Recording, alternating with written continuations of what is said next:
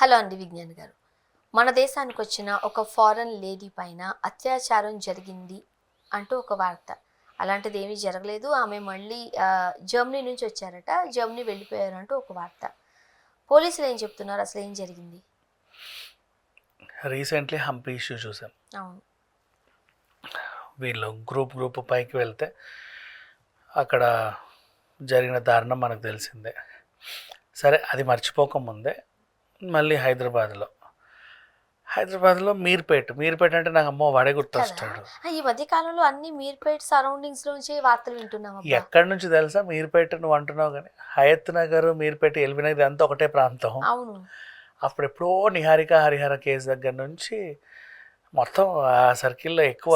మీర్పేట అనేది ఎంతమంది తెలుసో తెలీదు కానీ ఇప్పుడు అందరికీ తెలుసు. ఈ క్రైమ్ వచ్చేసరికి మొత్తం అంతా మీర్పేట సరౌండింగ్స్ లోనే, ఆ పోలీస్ పరిధిలోనే. చాలా మంది అమీర్పేట అనుకుంటారు మళ్ళీ. అదే కదా, అమీర్పేట వేరు మీర్పేట వేరు. అది ఓన్లీ మీర్పేట. సో ఇక్కడ విదేశీయురాలు ఆవిడ జర్మనీ నుంచి వచ్చింది. ఎవరైనా టూరిస్టులు మన దేశానికి వస్తున్నారు, మన రాష్ట్రానికి వస్తున్నారు, మన నగరానికి వస్తున్నారు, మన ఊరికి వస్తున్నారు, మన కాలనీలో ఉంటున్నారు అంటే మీకు వింత కనిపిస్తే వింత చూడండి, ఏ టూరిస్టులు అని. లేదు, నీ దగ్గరకు వచ్చి మంచిగా మాట్లాడుతుంది అంటే అడిగి ఒక సెల్ఫీ దిగండి, లేదు కాసేపు కూర్చొని మాట్లాడడం తప్పు లేదు. వీళ్ళని అనుభవిస్తే ఎలా ఉంటుంది అనే కోరిక వస్తాయి, చూసావా? అక్కడ ఇంకా వీళ్ళని ఏమనాలో తెలియదు. కాదు, టూరిస్టో ఆవిడ ఇంకెవరో వదిలేద్దాం, లోకల్లో డొమెస్టిక్కో వదిలేద్దాం. నువ్వు వెళ్తున్నావు, ఎవరు లేని చోట ఒక అమ్మాయి ఉందంటే ఖచ్చితంగా వెళ్ళి మీద పడాలా? ఇప్పుడు మన మేడ్చల్ రైలు ఉంది, భోగిలో పాపం పిల్ల ఒకతే ఉంది అంటే ఒకతే అమ్మాయి కనిపిస్తే వెళ్ళి మీద పడేయాలా? సరిగ్గా గచ్చిబౌలి దగ్గర నిన్ను లిఫ్ట్ అడిగింది, ఆటో ఓడివే కదా అని ఆపింది, లేదా నేను ఆపేది కాదు కదా. నువ్వు బైక్ ఓడివైతే ఆపేది కాదు, నువ్వు కారు ఓడివైనా ఆపేది కాదు. ఆటో అంటేనే సర్వీస్ ఓడు కాబట్టి ఆపింది. నువ్వు మసీద్ బండకు తీసుకెళ్ళి అత్యాచారం చేసేసావు అంటే అమ్మాయి రోడ్డు మీద ఉండొద్దు, ఉంటే అంతే. ఇంకా అది ఉంది అంటే ఇబ్బందులు గురి చేయడమే. ఖచ్చితంగా వెళ్ళి మీద పడాలి. అమ్మాయిలను కూడా అలాగే చూస్తారు కదా.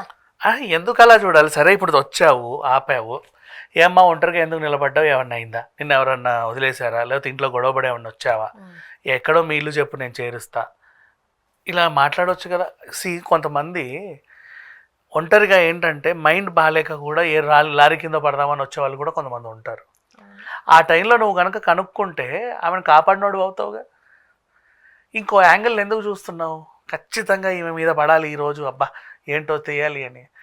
ఇప్పుడు విదేశీయురాలు వచ్చింది, ఆవిడ చక్కగా, దేశం పరువు కదా పోయేది, ఆవిడ చక్కగా మొత్తం తిరగాలి. రంజాన్ సీజన్ అనుకొని వచ్చింది, లేకపోతే ఇంకా దేనికని వచ్చిందో, ఆ ఓల్డ్ సిటీ వెళ్ళొద్ది, లేదా హుస్సేన్ సాగర్ చూస్తుందో, గోల్కొండ పోతుందో, ఆవిడ ఇష్టం. ఆ తిరుగులేవో తిరిగేసి కొంచెం 4-5 ఫోటోలు తీసుకొని, వీడియోలు తీసుకొని, ఎన్ని రోజులు ఉంటుందో పాపం, మళ్ళీ తిరుగు ప్రయాణం అయిపోయి వెళ్ళిపోతుంది. వీలైతే మంచి రుచులను ఆవిడకి పరిచయం చేయండి, లేదా మీరేమన్నా హోటల్ ఉంటే ఇన్వైట్ చేయి ఫ్రీగా, madam this is for you complimentary అంటే, యార్ దిస్ ఈజ్ నైస్ అంటది. ఆ వీడియో తీసి ఇన్స్టాలో పోస్ట్ చేసుకో, మాకు జర్మనీ అమ్మాయి వచ్చి మా హోటల్లో తినింది అని. ఎన్ని చేయొచ్చు, జర్మనీ అమ్మాయి నా క్యాబ్ ఎక్కింది అని, జర్మనీ అమ్మాయి నా ఆటో ఎక్కింది. మంచిగా ఆలోచించాలంటే బోల్డ్ లేవు. మంచి రెస్పెక్ట్గా ఆ అమ్మాయిని కనుక చూసి, గెస్ట్లా, ఒక మన దేశానికి వచ్చిన ఒక అతిథిలా భావించి, మనం అతిథి దేవో భవ అంటాం కదా, మన భారతదేశం అంటేనే అది. ఇప్పుడు అక్కడికి వెళ్ళిన తర్వాత, వాళ్ళ ఊరు వెళ్ళిన తర్వాత, వాళ్ళ ఊరు కదా వాళ్ళ దేశం వెళ్ళిన తర్వాత, నేను ఇండియాలో ఇలాంటి ఫేస్ చేశాను అని చెప్పారనుకోండి, ఎట్లా ఉంటుంది? చాలా దరిద్రంగా ఉంటుంది. అండ్ ఇట్లాంటివి వింటున్న కొద్దీ ఏదో అనిపిస్తుంది. మొన్న బెంగళూరు హంపి అయితే అది ఇంకా దారుణం. హంపిని చూడడానికి వచ్చారు టూరిస్టులు, నీతో తన జీవితాన్ని నాశనం చేయించుకోవడానికి రాలేదు కదా. ఇప్పుడు ఇవిడ కూడా ఏ గోల్కొండలో ఏ చార్మినార్కో మాట్లాడుకున్నాం, ఆ కొండ చివర ఉంటే జరిగిన సంఘటనకి సంబంధించి. ఆ ఇద్దరు ఫ్రెండ్స్తో ఉంటే ఫ్రెండ్స్ని అటు తోసేసి మరి పాపం ఈవిడ్ని అలా చేశారు. అదొక సిట్యువేషన్. ఇంకా బోల్డ్ ఉన్నాయి, విదేశీ యువతను సరిగా చూడట్లేదని.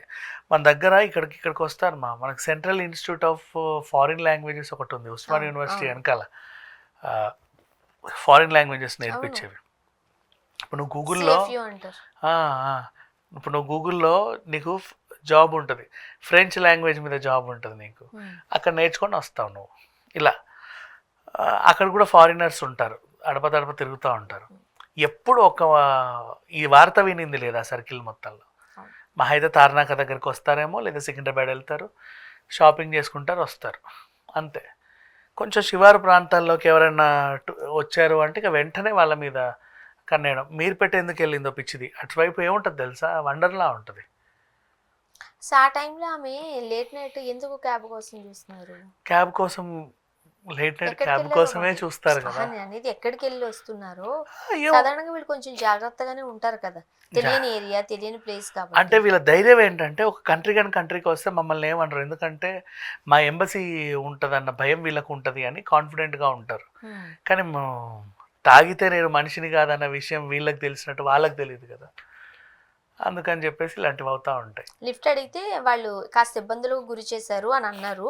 బట్ అత్యాచారం చేయడానికి ప్రయత్నిస్తే ఈమె కాస్త చాకచక్యంగా వ్యవహరించి కొంచెం వాళ్ళని తన్నే దగ్గరలో ఉన్న పోలీస్ స్టేషన్కి వెళ్ళి ఫిర్యాదు చేశారు అంటున్నారు. ఇక్కడ అసలు విషయానికి వెళ్తే ఏంటంటే, అందుకే ఈ స్టోరీకి వచ్చేప్పుడు నీకు చెప్దాం అనుకుని ఇలా నువ్వే తీసావు. అసలు విషయంలోకి వెళ్తే అసలు ఏం అవ్వలేదంట, అమ్మాయి సేఫ్గా జర్మనీకి వెళ్ళిందంట అని ఇప్పుడు ఇంకో వార్త వస్తుంది.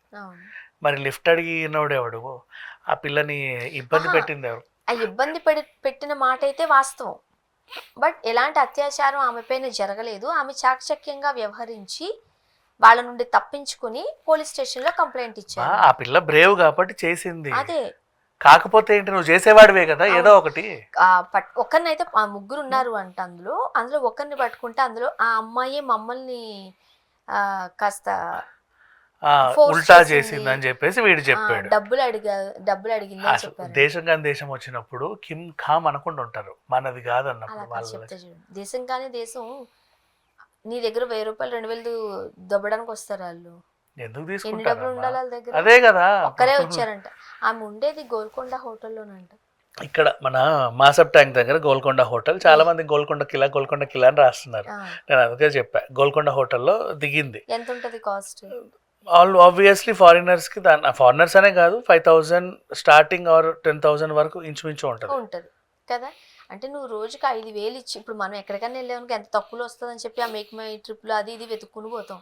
వాళ్ళు దేశం కానీ దేశం వస్తున్నారు అని అంటేనే వాళ్ళు ఫినాన్షియల్ గా కాస్త స్ట్రాంగ్ ఉన్నట్టు. ఎగ్జాక్ట్లీ, లేకపోతే ఎందుకు వెళ్తావు విదేశాల్లో తిరగడానికి? నువ్వు అంతే కదా, మన ఫోటోలు ఎందుకు వెళ్ళట్లేదు? రోడ్డు మీద XXX వెళ్ళే బండోడిని, ఆ చిల్లరోడిని ఆపి డబ్బులు దొబ్బాలి. మా దగ్గర డబ్బులు అడిగింది ఆమె అని అన్నారంట.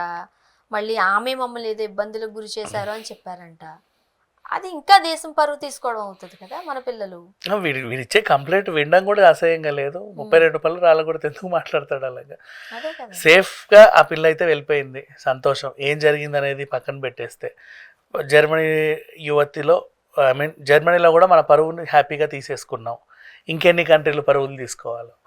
కానీ పోలీసులు మాత్రం చాలా గట్టిగా యాక్షన్ తీసుకోవడానికి సిద్ధపడుతున్నారు. తీసుకోవాలి, బట్ వీళ్ళని వదిలేయకూడదు అనేది. అంటే కంప్లైంట్ ఇచ్చిన ఆవిడే లేదు, తను వెళ్ళిపోయింది. మరి వీడిని ఏం చేస్తావు? రేపటి రోజు ఇంకో ఇండియన్ అమ్మాయిని మాత్రం వీళ్ళు వదులుతారని గ్యారంటీ? అదే కదా, చూద్దాం. Thank you so much.